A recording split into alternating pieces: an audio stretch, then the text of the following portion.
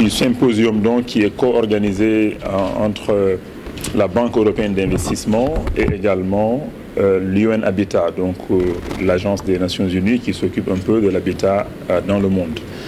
Le Sénégal donc accueille ce symposium qui est donc le 5e symposium organisé par la Banque européenne d'investissement dans le cadre donc du développement de l'Afrique. Donc c'est Africa Days.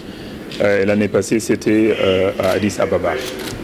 Il est vrai qu'il y a beaucoup d'investisseurs donc, qui sont déplacés, différents partenaires également qui s'intéressent non seulement à tout ce qui est habitat, urbanisation, mais également des partenaires au développement, notamment la Banque européenne, l'Union européenne, la Banque africaine de développement, l'ONUDI et d'autres. La question donc de l'urbanisation est quelque chose de très important. Et l'urbanisation, développement durable, changement climatique, un environnement également sain pour les populations, c'est un sujet d'actualité non seulement en Afrique, au Sénégal bien sûr, et dans le reste du monde.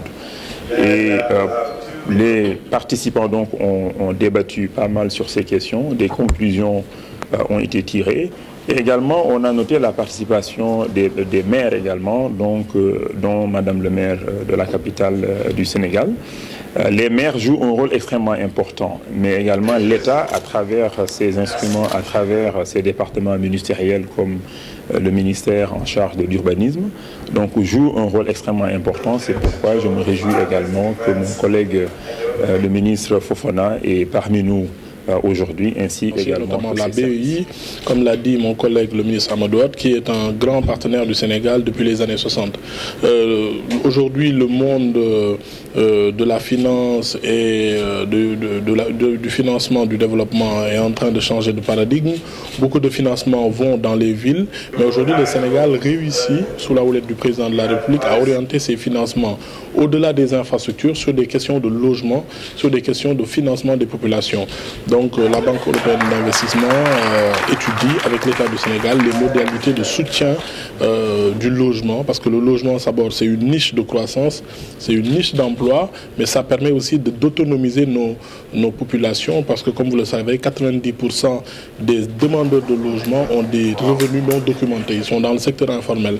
Il faut faire en sorte que d'abord que le logement soit accessible en termes de prix, mais que ces populations aussi puissent avoir accès aux modalités de financement étalées. Donc financer les infrastructures d'assainissement. Lorsque vous mettez de l'assainissement sur les eaux usées, le coût de l'aménagement baisse de moitié. Lorsque l'État met le foncier et fait des renonciations fiscales, le logement baisse de 40%.